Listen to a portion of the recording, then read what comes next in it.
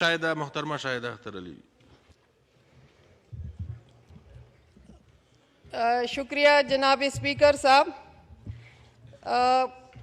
میں نہیں چاہ رہی تھی کہ کویسچن آور میں پوائنٹ آف آرڈر کروں، لیکن جناب اسپیکر انتہائی اہمیت کا حامل ہے یہ واقعہ، اور پچھلے دنوں سے جو ہم سوشل میڈیا پہ یہ الغار دیکھ رہے ہیں پی ٹی آئی کے ورکرز کی طرف سے، تو میں مجبور ہو گئی ہوں کہ اس ایوان میں اس کا جواب دیا جائے اور وہ حقیقت تمام لوگوں پہ آشکارا ہو کہ جو غلط بیانی پی ٹی آئی والے ہمارے قائد حضرت مولانا فضل الرحمان صاحب کے حوالے سے کر رہے ہیں، کہ جو انہوں نے خواتین کے لیے الفاظ استعمال کیے، جس طرح ان الفاظ کو سیاق و سباق کے بغیر شائع کیا جا رہا ہے اور توڑ مروڑ کے بیان کیا جا رہا ہے، اس کے ہم شدید مذمت کرتے ہیں.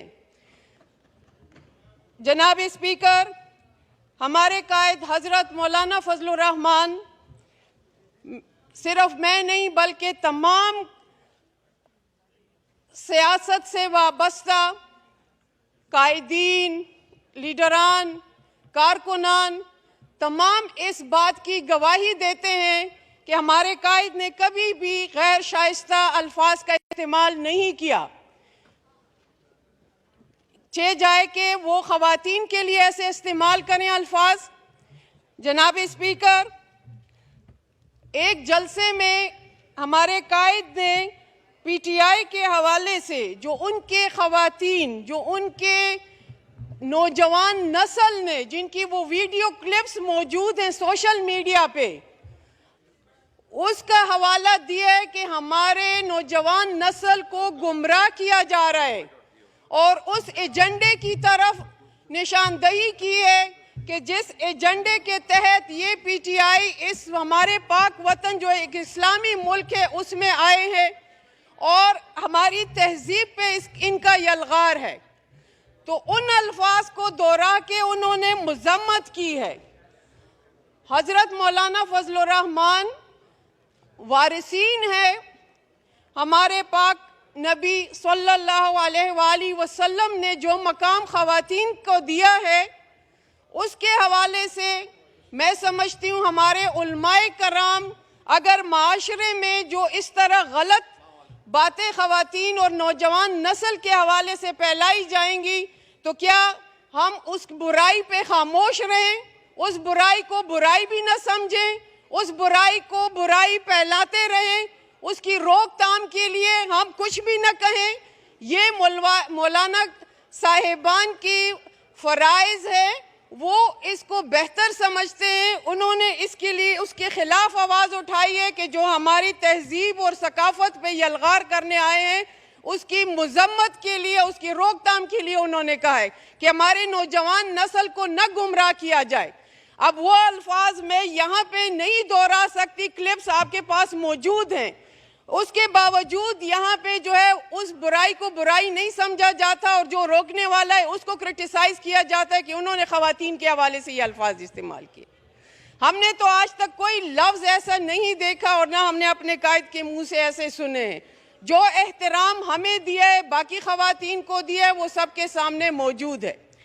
جناب اسپیکر، جب سے یہ تحریک انصاف آئی ہے، انہوں نے اخلاقیات کا بیڑا غرق کیا، معیشت کا بیڑا غرق کیا، اور جو وحدت ہے جو کہ قوم میں پائی جاتی ہے اس کو بکھیر دیا ہے، ریزہ ریزہ کر دیا ہے، نوجوان نسل کو دست و گریباں کر دیا ہے. یہ پارلیمنٹ گواہ ہے ان کی خواتین کے حوالے سے بھی اور ان کے مرد حضرات کے حوالے سے بھی کہ انہوں نے یہاں پہ کیا کیا الفاظ استعمال کیے. تمام یہ ویڈیو کلپس میں موجود ہیں اور سب اس کی گواہی بھی دیں گے. ہماری طرف سے کبھی بھی ایسے الفاظ کا استعمال نہیں ہوا. ہم شدید مذمت کرتے ہیں ان خواتین کی بھی جو اس طرح کے ہمارے قائد پہ الزامات لگاتے ہیں. انہوں نے اس کی برائی کی روک تھام کی طرف اشارہ کیا ہے کہ جب تک ہم ہیں ہم اس کو برا کہیں گے، اس کے خلاف بولیں گے، اپنے نوجوان نسل کو گمراہ کرنے نہیں دیں گے. جناب اسپیکر، یہاں پہ ہمارا ہمارا آئین موجود ہے, ہمارا قانون موجود ہے, اور کہیں تو کسی طور پہ بھی اس کی اجازت نہیں دیتے کہ وہ اس طرح واہیات الفاظ کا استعمال کیا جائے بڑے جلسے میں اور نوجوان نسل کو گمراہ کیا جائے. جناب اسپیکر, جب یہاں پہ اسلامی شاعر کی بات ہوتی ہے تو اس کو تو کرٹیسائز کیا جاتا ہے, لیکن جب فحاشی کی روک تھام کے لیے بات کی جاتی ہے اس کو کرٹیسائز کیا جاتا ہے. لیکن ان کے جو کلپس آپ کو موجود ہیں سوشل میڈیا پہ سب نے دیکھے ہوں گے, اس کی نہ تردید پی ٹی آئی نے کی, نہ کوئی ایسی مذمت آئی. اس کا مطلب ہے کہ وہ اس چیز کا پرچار کر رہے ہیں, اور جو اس کو روکتے ہیں تو اس کی مذمت میں یہ آگے آگے ہوتے ہیں, پیش فرما ہوتے ہیں. جناب اسپیکر, حضرت مولانا فضل الرحمان ایک درویش, ایک زیرک اور دور اندیش سیاستدان ہے.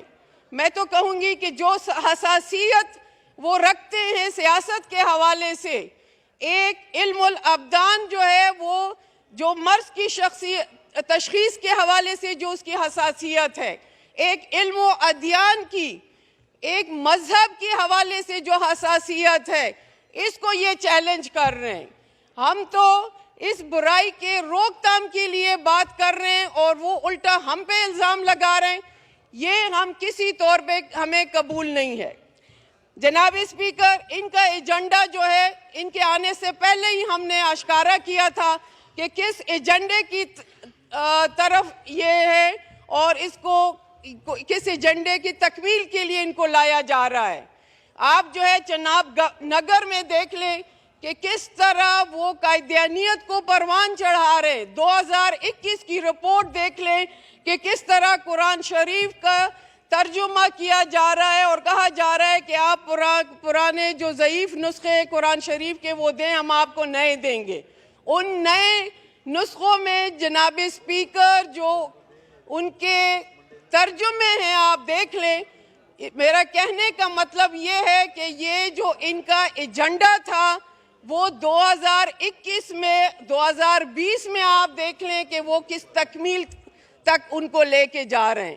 ان سب چیزوں پہ ہماری نظر ہے, اور جب ہم اس کو روک تھام کی طرف جاتے ہیں تو ان کو اس سے تکلیف ہوتی ہے, کیونکہ ہم ان کا ایجنڈا کمپلیٹ کرنے نہیں دیں گے.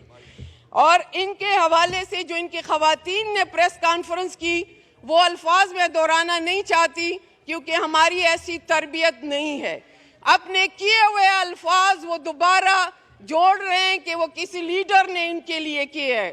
ہمارے لیڈر نے ان کے جملے دہرائے اور ان کی پیش بندی کے حوالے سے, اسلامی نقطۂ نظر کے حوالے سے اور اسلامی معاشرے کی جو اصلاح کے حوالے سے وہ بات کی ہے, نہ کہ ان کے حوالے سے کوئی بات کی ہے. وہ خواتین کا احترام کرتے ہیں. کل یہ آنریبل ممبرز نے سب نے یک زباں ہو کے اس کی تصدیق بھی کی ہے.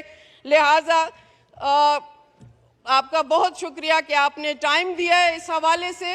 اور یہ کوئی ڈکی چھپی بات نہیں ہے.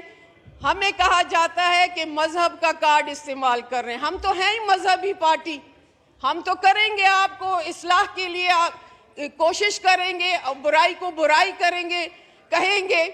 اور آپ جو اپنی سیاست میں آپ نے ٹچ دیا ہے, اپنی سیاست میں جو آپ نے مذہبی ٹچ دیا ہے, جو اسلام کا ٹچ دیا ہے, اس کی تو میں سمجھتی ہوں کہ پوری پاکستانی قوم جو ہے وہ پناہ مانگتی ہے کہ جس طرح آپ نے اس معیشت کا بیڑا غرق کیا, اس پارلیمان کو بے توقیر کیا, اور اس دعا کے ساتھ کہ اللہ ہمیں ایسے شر سے ہمیشہ بچا کے رکھے. تھینک یو جی. شکریہ جی.